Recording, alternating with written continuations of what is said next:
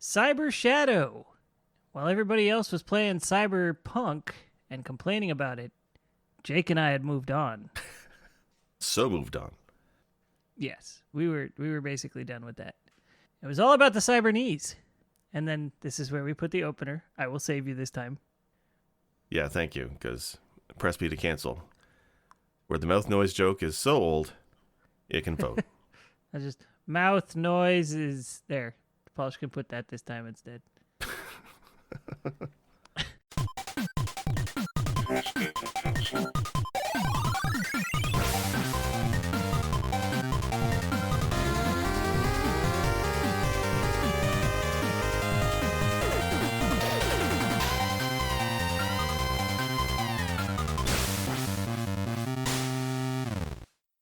All right, so today it is myself, Werewolf, and Sick Jake. Say hello. Hey, everybody. As I said before, we are talking about Cyber Shadow this week. If you're unfamiliar with it, it is a side-scrolling action platformer, very much in the 8-bit style. Just came out in January of 2021, but it really harkens back to the NES era in more ways than just the looks. It was created by basically one guy, right? I believe so. I think all the software development was done by Ame Hunziker. I don't know if I'm pronouncing that right. It's 2 A's M-E. Yeah, I think it was Mika Skull is his handle. He used to be a ROM hacker from what I was reading up on him. Although I couldn't find any of his hacks. Oh, neat. So I'm wondering what he's done in the past. But he has a company, Metalhead Studios, but it's only basically the one guy. And then he hired somebody to do the music. Yeah. So like all the software development was one guy, and then the music was one other guy. It's pretty impressive. Well, I was reading it's really great because I guess he was posting on Twitter about his development of the game, one big unique game. He's been coding it for a while, and it caught the eye of Yacht Club Games, who does Shovel Knight. So they're the publishers of this series. They talked him into signing on board for them to publish it, and he made the game, but they helped with publishing, advertising, and I think I read they did a little bit of feedback or help with some of the level design tweaks. It was kind of surprising.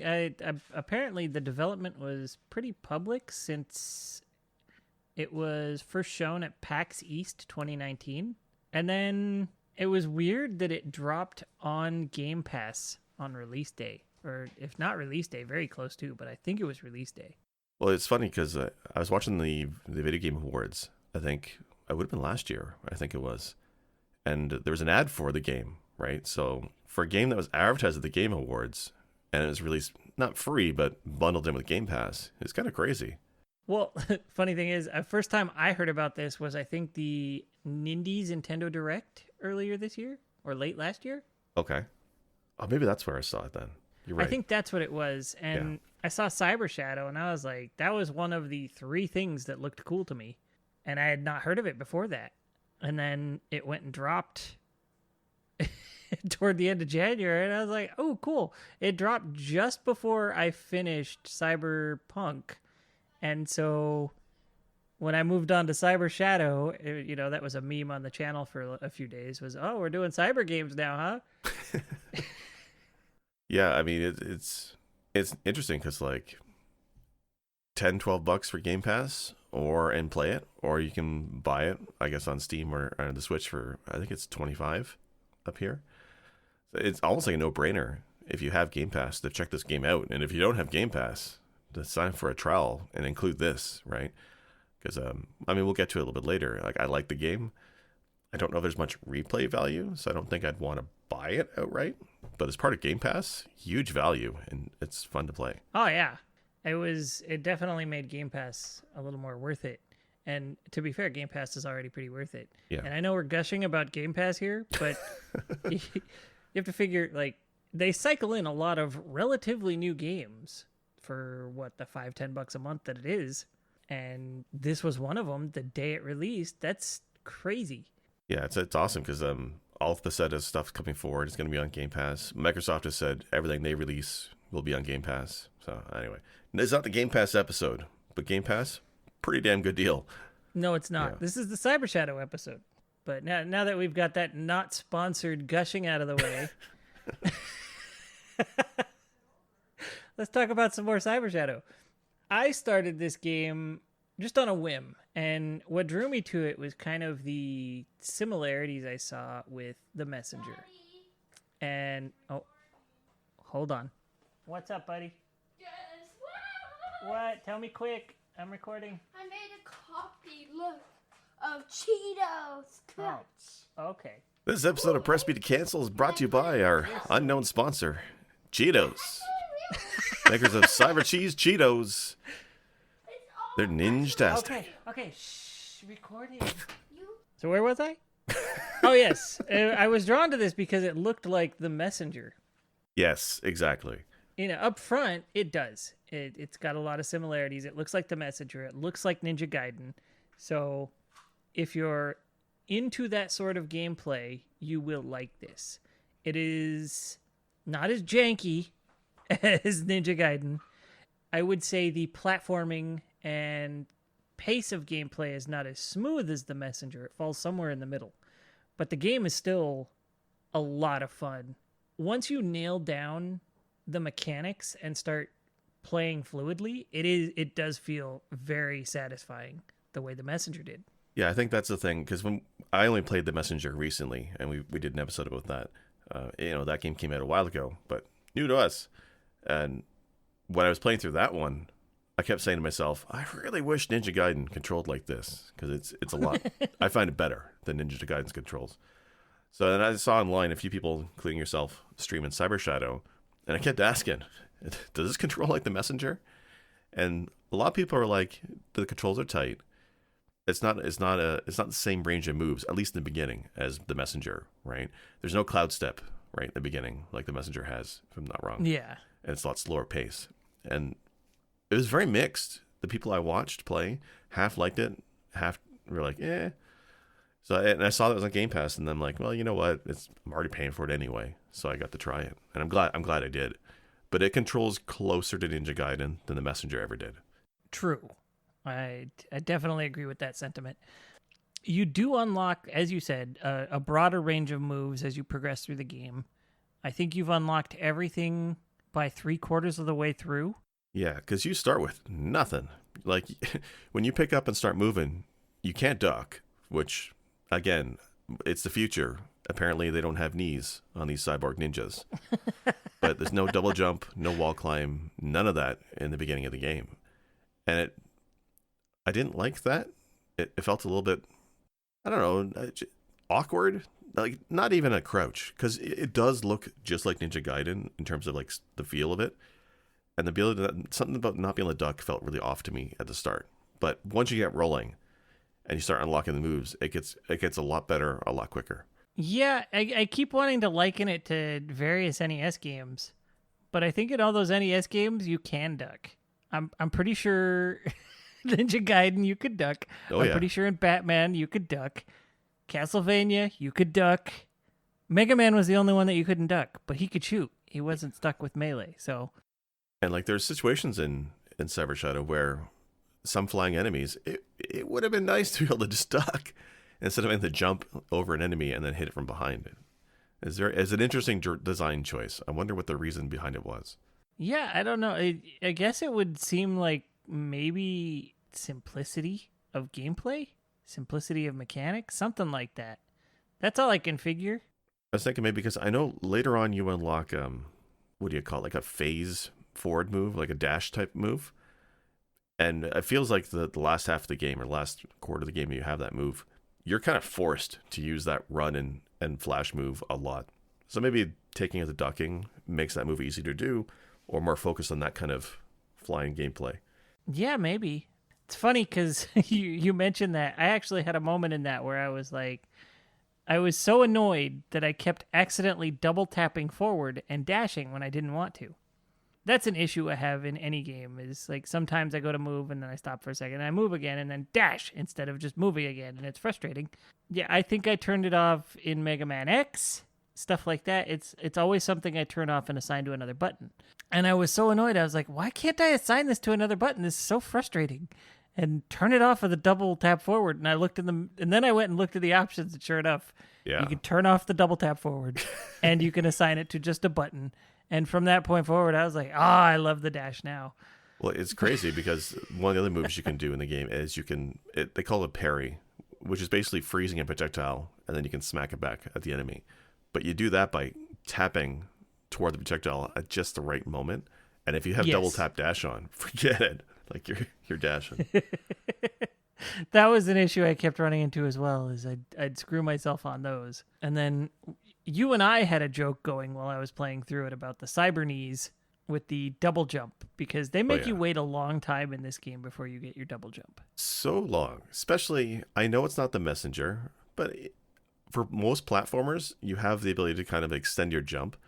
And it feels like it's too long before you get that option in this game. Like when you, every power up is like, okay, cross my fingers. Please, cyber knees. What's that? Wall climb. Fuck. Close, but it's not cyber knees. I want to say that the game was paced really well, and every new mechanic was phased in a way that it made it necessary right away, but in a way that it taught you to use that new mechanic right away too. Right. And I thought that was some pretty tight design in that regard. And I think that pretty much sums up my feeling about the entire game. Is the design, the level design, is extremely precise and was designed very carefully. And that applies to the moves you get as you unlock them, but also the power-ups, right?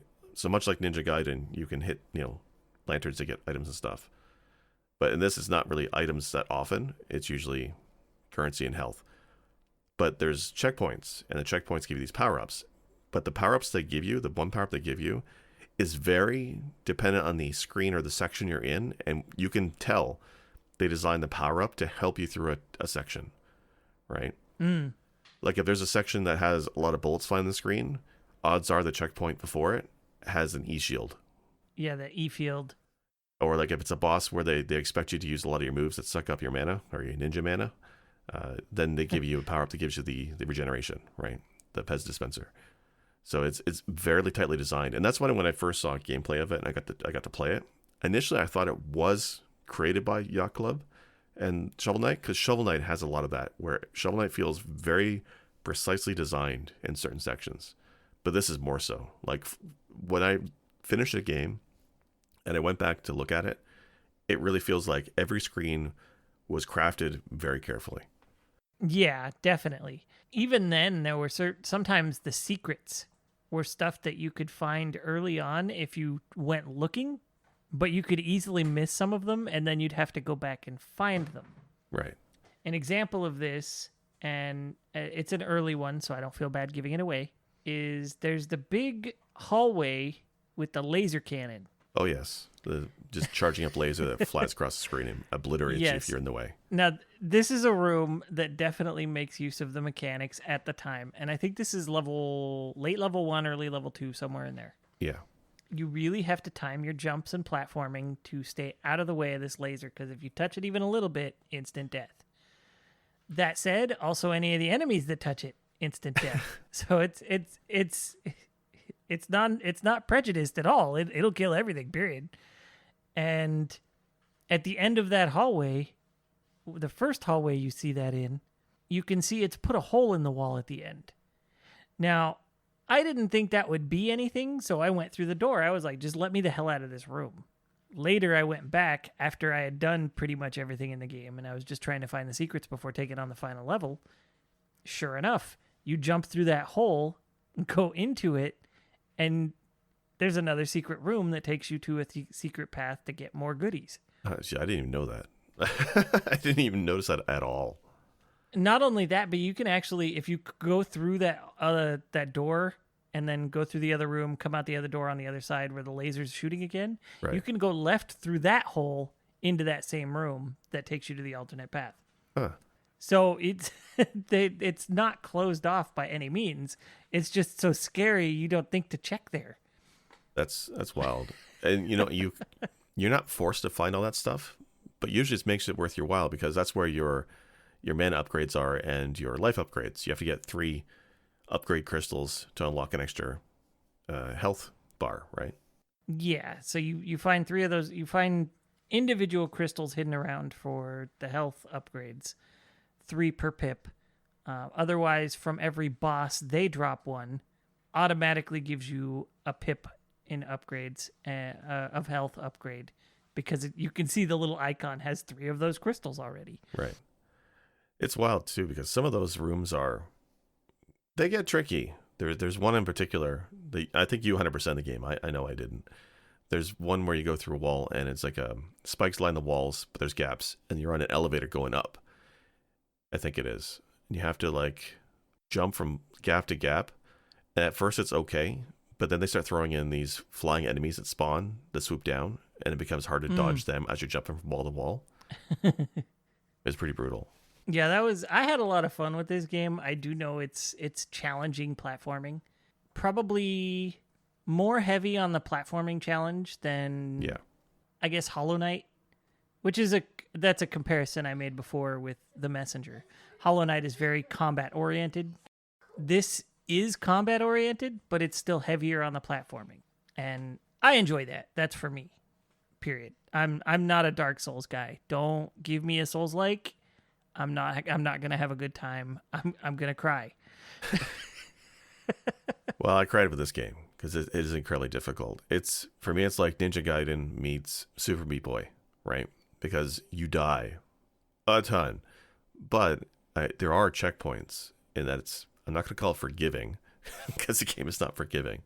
No. But the checkpoints are spaced every few screens apart, and it does feel like each set of screens is again, handcrafted challenge, right? And then when you beat that, you get the next checkpoint. But each feels very separate on its own as part of a larger map.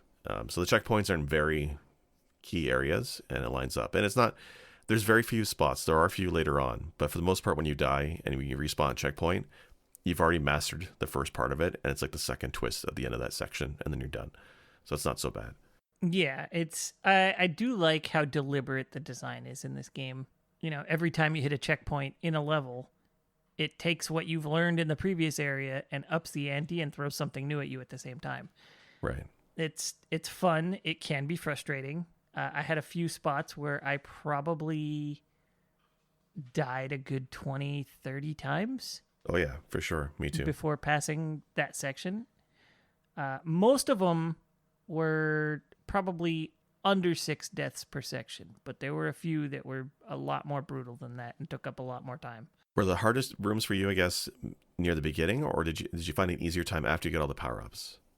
No, the hardest rooms for me were probably, I want to say, a few stretches in level 9, maybe one stretch in level 10, and I think the last level is 11.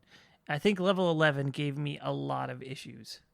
I think for me, once you have this one boss encounter, which we should talk about soon too. But after you beat the dragon boss, you unlock basically full power-ups, right? You're the Uber Ninja, right? You have everything's been increased, your damage, your speed, all that stuff. Oh yes, all your upgrades get an additional upgrade to them when you do that. So I think it's the end of I think it's stage 6. I think it's further than that. Wasn't it post I don't want to spoil what the break in gameplay is, but there's one level where it dramatically changes the gameplay for the player. Okay. And it's a nice break from the rest of it, and it's fun. I thought it came just after that, but it might have come just before that. Yeah, I thought it was before, because what I remember is I just got all those powers, and I'm like, all right, game starts now. I'm the Uber Ninja. I got my knees. And the screen after, I could not beat it. I spent a good hour on it. And just something about how the one part I remember, okay, there are these enemies that fly around and they chuck grenades. And there's a section where there's a wall, and then you had to go under the wall, and there's like this stack of boxes. And on the top of the boxes was one of those assholes that throws grenades.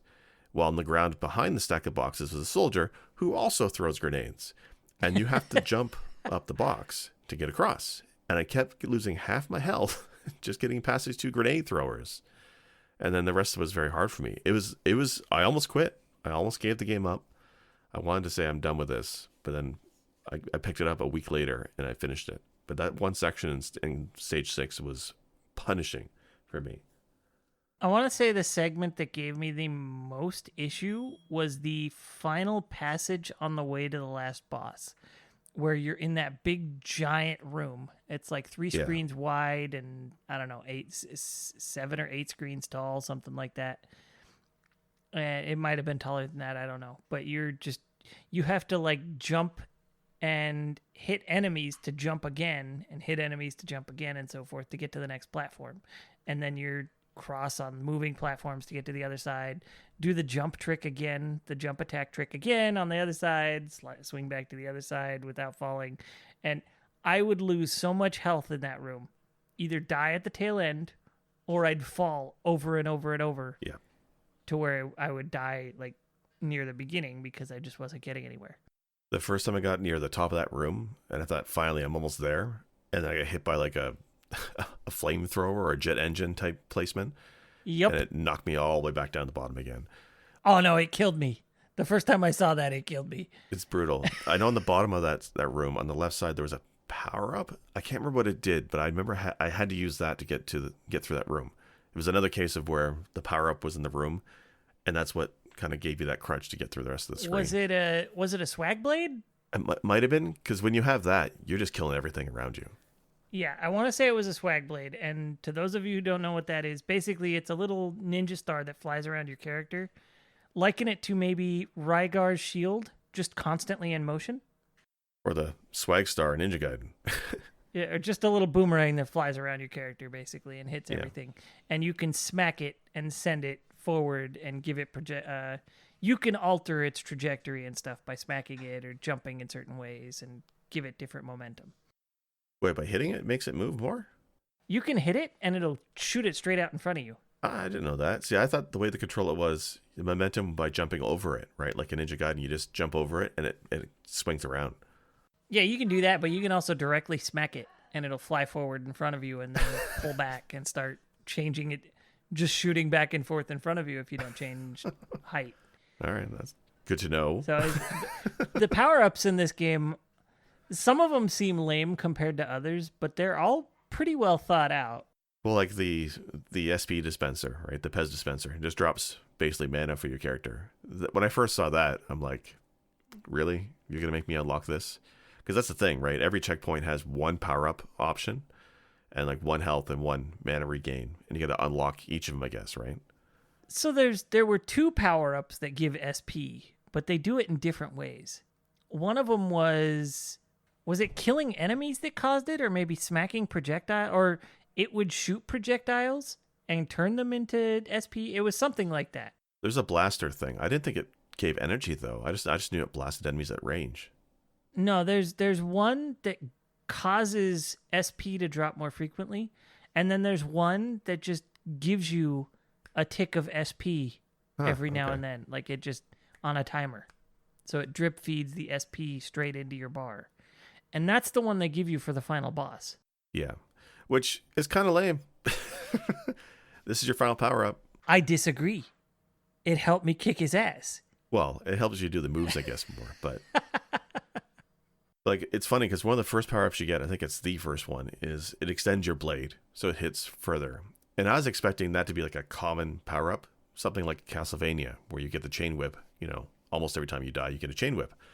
But not in Cyber Shadow. I think I got that upgrade 4 times in the entire game. I almost feel like it was never around. Some of them I wanted more than they gave you. I definitely wanted the E-Field more often. I definitely wanted the Blade Extend more often.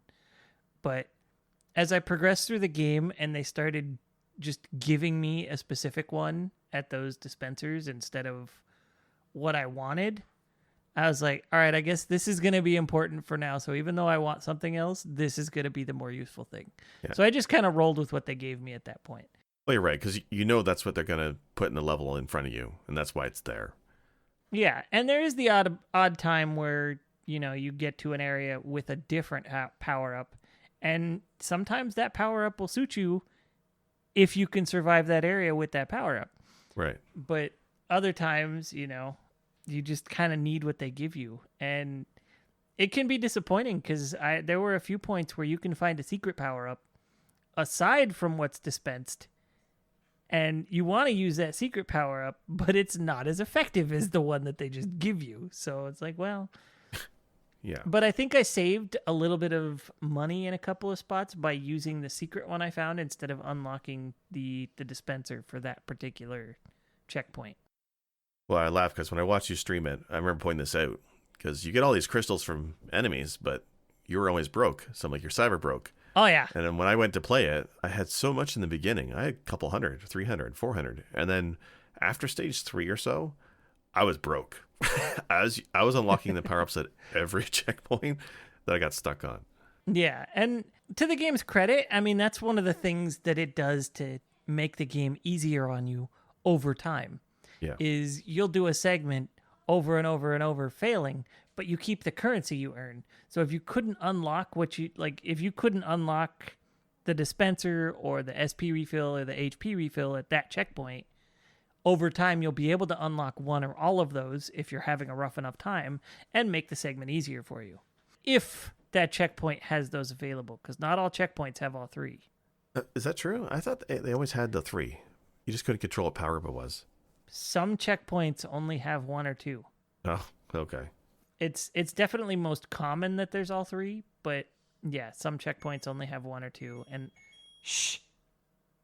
And that can be a pain in the ass. Sorry, my phone was beeping like crazy just now.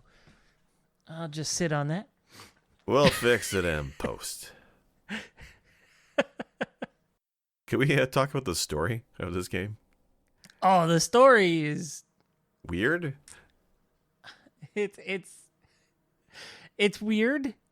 It's abstract the way NES stories would have been abstract for an original IP. And I feel like they don't give you enough details to really invest in some of the stuff that seems like you should care more. I don't quite understand it. I'm trying to figure out maybe you can describe the opening, but my take on it was there's a bomb, your face melts, and you find out you're a robot. That's my takeaway. I don't know what exactly happened there. Far as I can tell, there are no more living human people in this city that this takes place in. Right. And I can't remember, I think they referred to them as egos. But I think you can kind of interchange that word with soul, given the mythos of this game. Any human souls that do still exist in this city are within the body of a machine.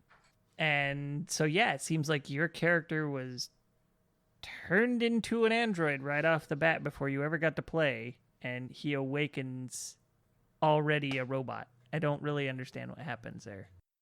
Yeah, I don't want to spoil, who the boss and all that stuff is, but for the opening sequence, I understood none of it. It was neat, No. but it made no sense to me. I remember playing, here's a weird little aside. I remember playing Fist of the North Star on the NES when I was a kid, and I had absolutely no idea what was happening. I was trying to understand the game. I was trying to enjoy the game. I didn't get it. As far as the story goes with that game when I was 7 years old, that's kind of how I felt with this game 30 years later. So. Right, but at least Fist and North Star, there's a manga, there's an anime, I think, or a movie. There's more story to be had to flesh out the details. There's nothing for Cyber Shadow. There won't be a Saturday morning cartoon to fill in details on this plot. This is true, but at the time, that's all I knew of Fist of the North Star. It was years before I found out there was a whole extended anime, manga, other games, whatever. One of the funnier things is another tangent to the tangent. There's a game I loved for the Master System called Black Belt, which apparently, when brought to the West, they scrubbed the IP out of it and made it an original. In Japan, it was a Fist of the North Star game. So that was a game I loved before I ever played the NES Fist of the North Star. Go figure. All right, back to Cyber Shadow, though. The story was definitely... I don't want to call it disjointed, because it wasn't. It told a very limited story that had a point. I struggled to really understand exactly what the point was. Yeah, I mean, you're trying to rescue somebody. You're trying to rescue... We can probably say you're rescuing your sensei. That's the early plot. Yeah.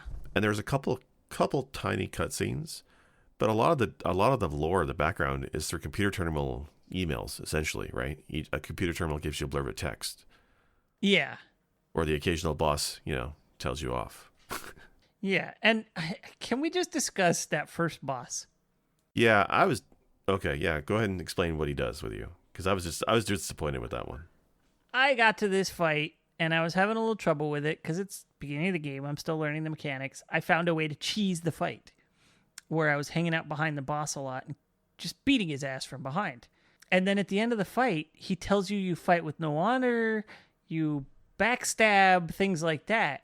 And I was like, okay, so he just told me a set of dialogue based on how I fought him. That's interesting. I was into it at that point.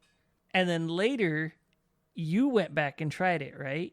Yeah, and because I saw you play through, I'm like, okay, so I'll try and do it the straight way. I'll go normally, and I stayed in front. I dodged those projectiles, pain in the ass, and you defeat him, and the same dialogue you got, and I did it the honorable way, and he still calls you out on it, and it's no different.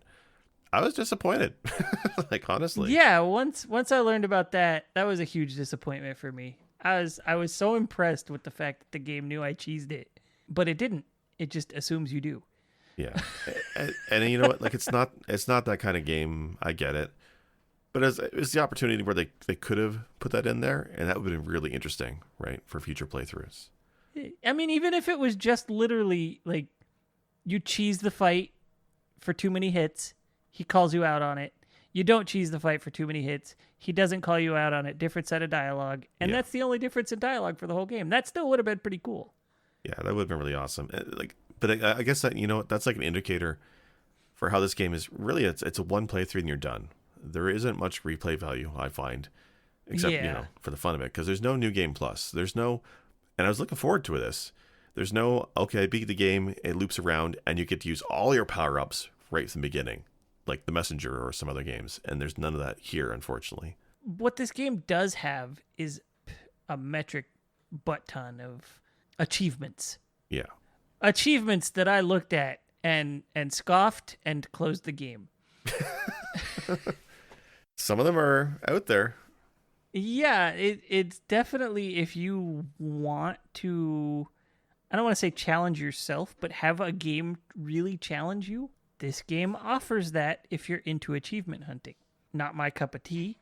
I know people are into it, so let's get that out there. There's a pile of achievements that some of them are really, well, I can't claim how hard they are, but they looked hard as balls to me, and I wasn't willing to try. I think I saw a few damage list ones or something ridiculous like that.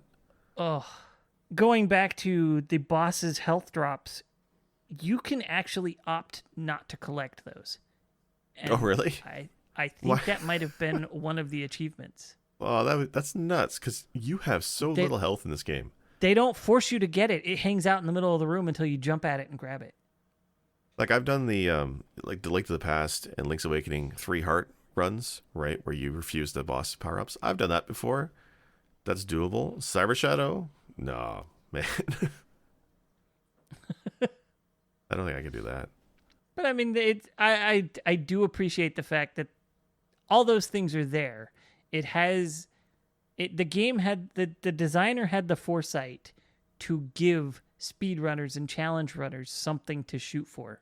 Actually, I wonder what the speed run is for this game. This is the fun side game where I can play.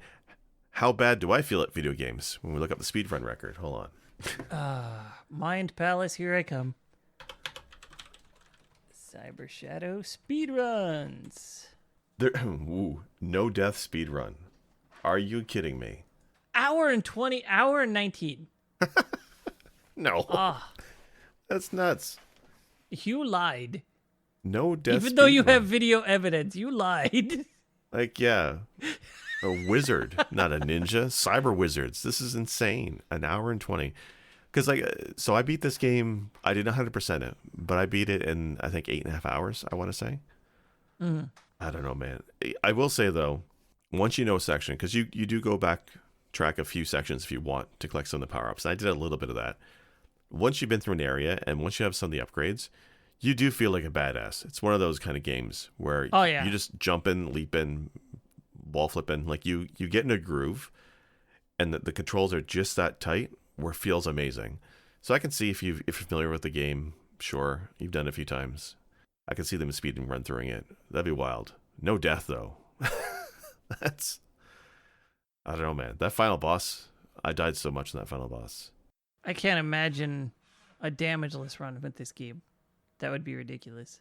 Oh, I don't know, man. When there's a game, there's a challenge, a bar isn't set. There's always somebody who goes that extra mile, right?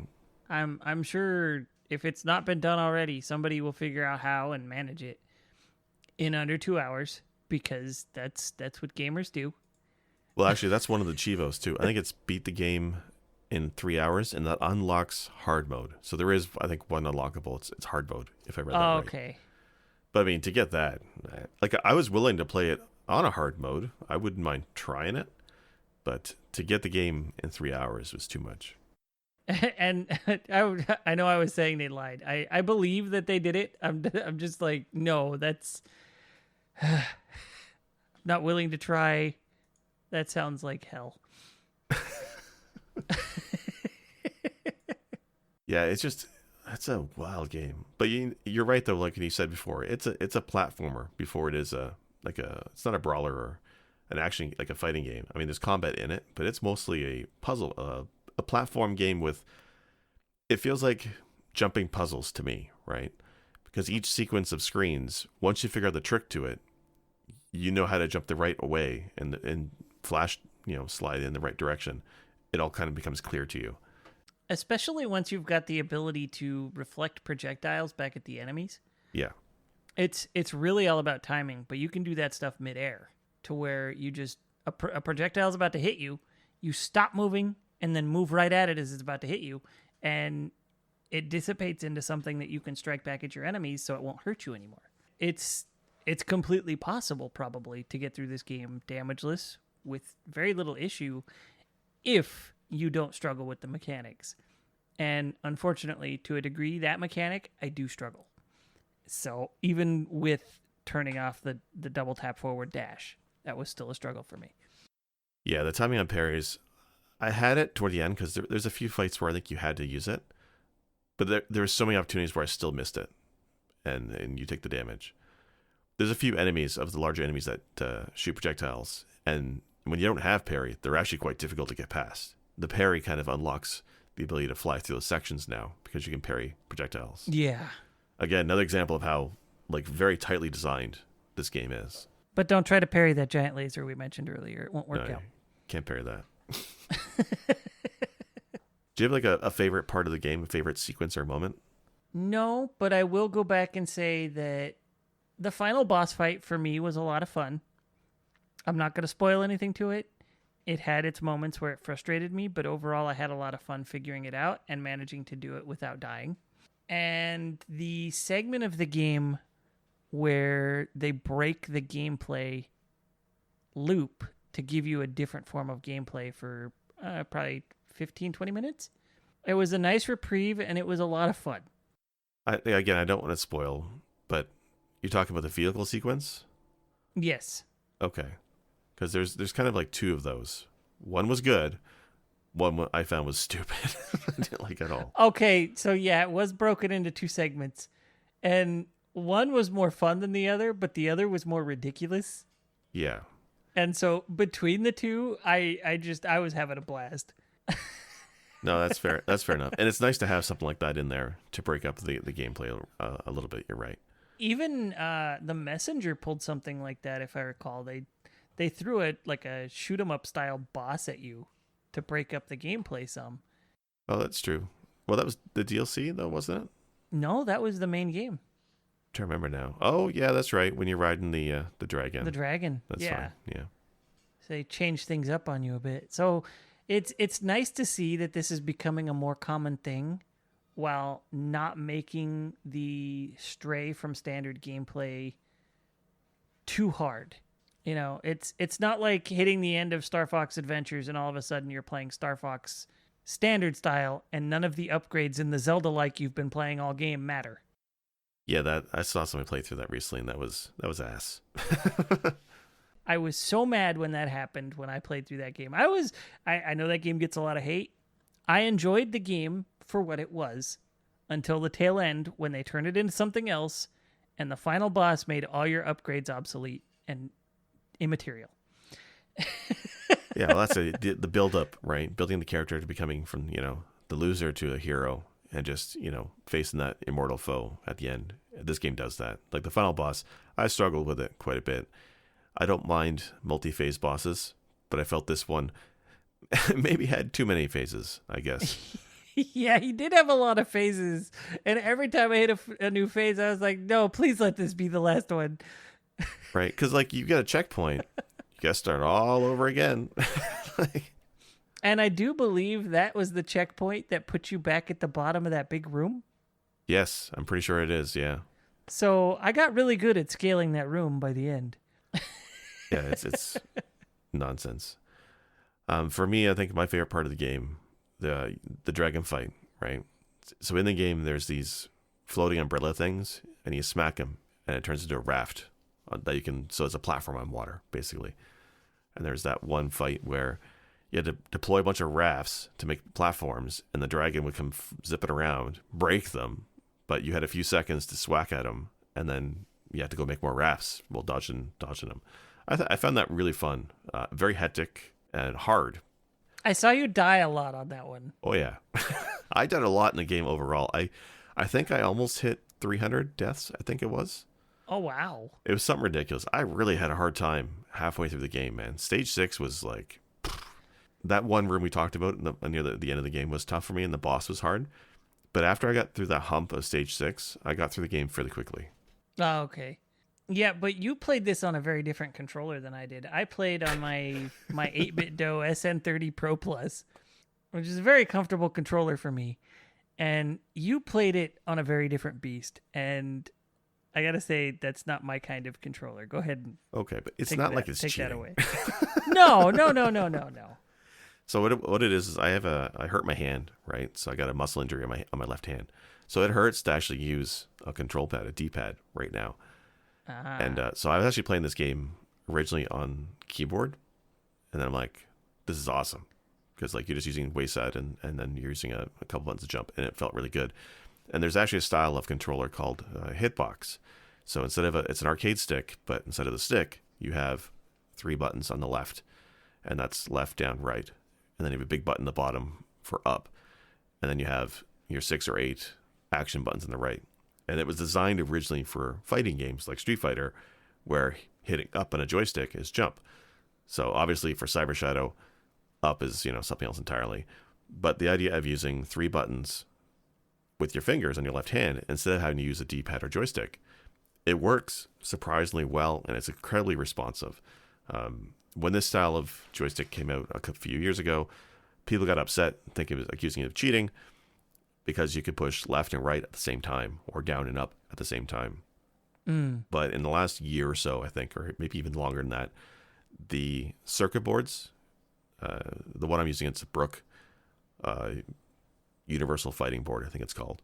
And there's a series of them. And they have what's called an SOCD cleaner in them. And it's an input cleaner. And it ensures when you push left and right at the same time, which you can't do on a D-pad or an arcade stick, when you push them at the same time, they cancel each other out. So that's how they get around the idea of basically cheating, right? So it's very important that the hitbox style, a proper one anyway, it's 1 button, 1 input, and that's kind of the fair way of doing it. Oh, see, I wasn't even thinking what you were doing was cheating. I just was saying that you played on a very different control scheme than I did. It's wildly, it's like, it feels great. I still use it now, right? I'm playing Hollow Knight right now with it, and it feels great. I'm not using my thumbs, so I don't have the thumb pain right now. And I can wear my brace when I play, and it just feels amazing. The one I put together, it's actually built into a cardboard box right now. I have pictures on my Twitter, because I was just testing it to see if I'd like that style, because I have an arcade stick I built before. But I like it enough that I want to get a proper setup with it, actually. So I might do that at some point. Like a proper, what's the... case, basically, yeah. Yeah, a permanent fixture is what I was trying to say. Yeah, because the arcade stick I bought last year was from Junk Food Arcades, and it's a solid arcade stick, like heavy duty plastic. I love it, but I find I'm not like I've never been good at fighting games, even with a proper joystick. But playing with the hitbox style is really great. So I'm debating another Junk Food Arcades one, but the shipping to Canada is expensive. There's another one that's an all aluminum enclosure. I might grab that because I already have the buttons. I have the circuit board. So all I really need, the good thing about arcade sticks at home is you can do it yourself to a degree, right? So Yeah. it's not that expensive to get into. So I might do that. I should do a video of it. That's what I should be doing. Should be making that content. Yeah, right? To figure out how to do a Raspberry Pi arcade stick or something. Well, that's my thing. I put the Mister in my Junk Food Arcades arcade stick, and I love it. It's the ultimate case for the Mister because you can spill a drink in that thing and it's safe. And I say this as somebody who recently spilled coffee on his keyboard. You never spill much unless it's at your desk, and then you spill the whole damn thing all over all your electronics, and that's the end of it. It was when I did the coffee on the keyboard, like I thought I dried it most of it up, and then I turned my keyboard upside down, and I swear half a cup fell out of that damn thing. Oh no! It was so dead. I've had that keyboard I think for 5 years. It's a Black Widow Razer keyboard, and I liked it a lot, and I put it through a lot of abuse. But I guess a cup of coffee is just too much.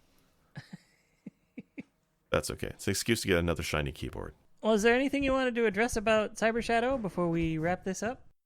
Oh, we should touch on the music, I guess. Oh yeah. I guess the fact that I completely forgot to talk about it kind of reflects the music, and that's not to say I don't want to say the music is bad because it's not. It's not. Good music. However, none of the music from this game ever got stuck in my head. It was all fun and jumpy and fit the tone for where you're at in the game and enjoyable. But none of it was an earworm for me. Yeah, I think that pretty much sums it up for me as well. Like it definitely fits the game. It's not out of place. Cybernetic soundtrack. The boss music was good. But yeah, when I think to my head, if I picture myself dying 300 times in Cyber Shadow, the music I hear is probably The Messenger. Honestly, the Messenger music is something that sticks with me, but Cyber Shadow doesn't have that, unfortunately. Yeah, and I mean, I don't want to say it's a discredit for the game because it's not. The music is good.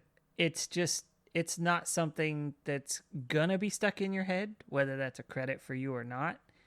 The music will probably not be stuck in your head, and so you won't be humming Cyber Shadow, laying in bed trying to fall asleep. You won't be humming it first thing in the morning while you're going to make yourself a cup of coffee. It's just it doesn't happen with this music. At least it didn't for me, and I take it didn't for you either. No, and you know what? That's fine too. Like Shovel Knight, I love the Shovel Knight games. Music of those games, outside of the opening fanfare, does not stick with me either. I couldn't recognize a track right now if I played it. Yeah, I probably couldn't either.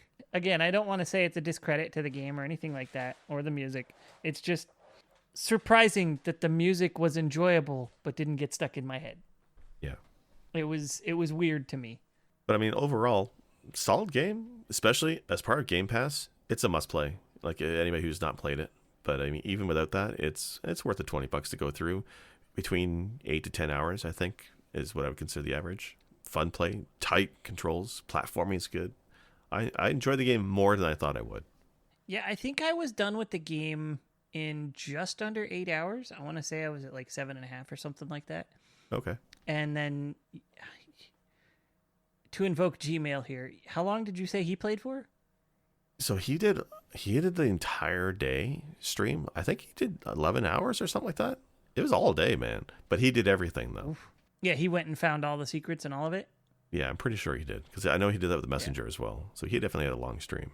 Yeah, I did go back and find all the goodies and power-ups before I headed off to the final level, like I said. But I mean, as I said before, this is also my style of game. I very much like the platforming heavy 2D platformers and finding secrets. And I don't want to say that the secrets were not well hidden. but I've played other games like this where the secrets were better hidden than this one.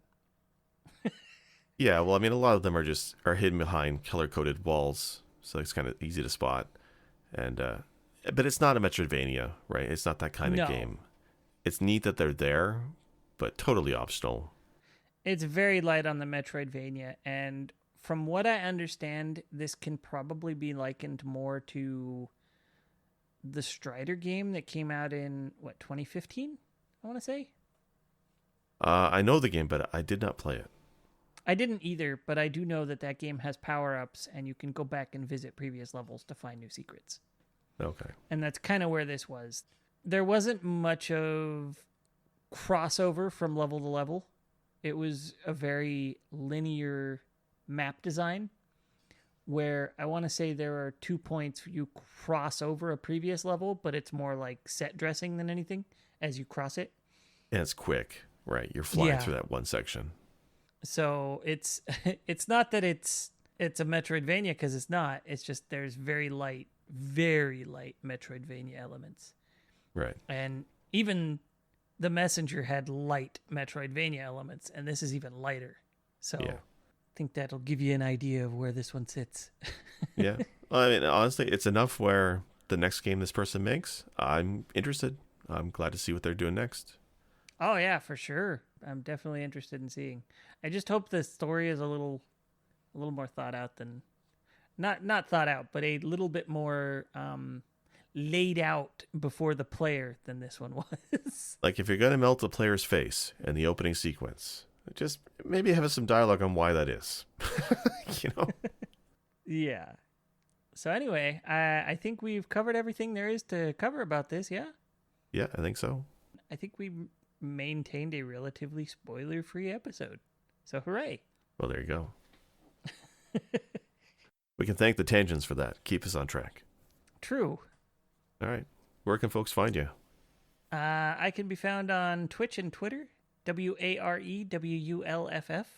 Search Google, tell it you meant it, you'll find me. And where can folks find you? And I'm Sick Jake. You can find me on Twitch and Twitter. Well, sometimes Twitch. Mostly on Twitter. I am Sick Jake. You're welcome. Hey, you were streaming so regularly for a while. What happened? Yeah, 3 times in 1 week and it fell off. You know what happened? Valheim happened. 40 hours of Viking goodness. That's what Why don't happened. you just stream that?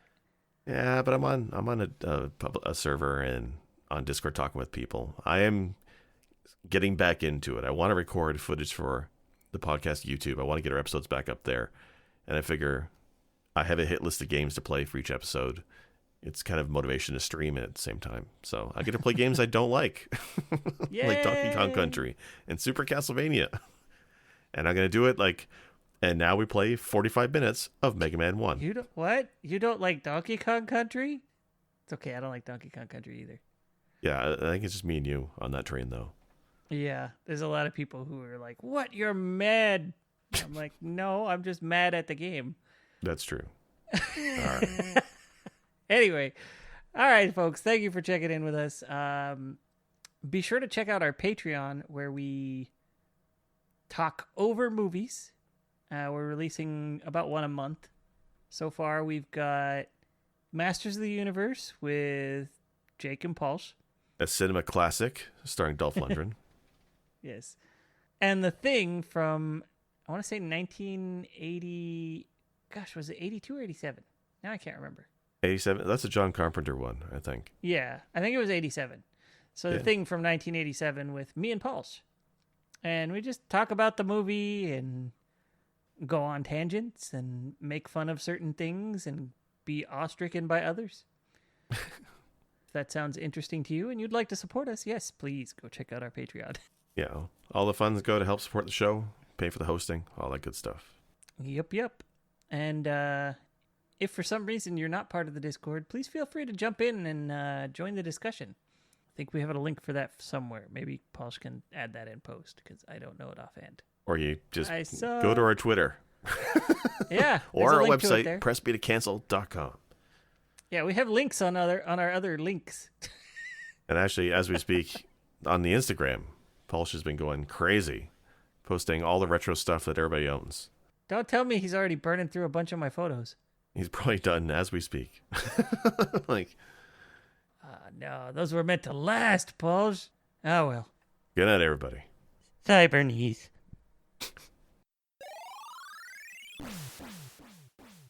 Special thanks for music go to Arthur the Last Ancient on Spotify or The Last Ancient on Bandcamp. For more episodes, please visit our website at pressbtocancel.com. And also, feel free to like, comment, subscribe, and check us out on Twitter, Instagram, Facebook, YouTube, and Patreon. As always, thank you. This has been Press B to cancel.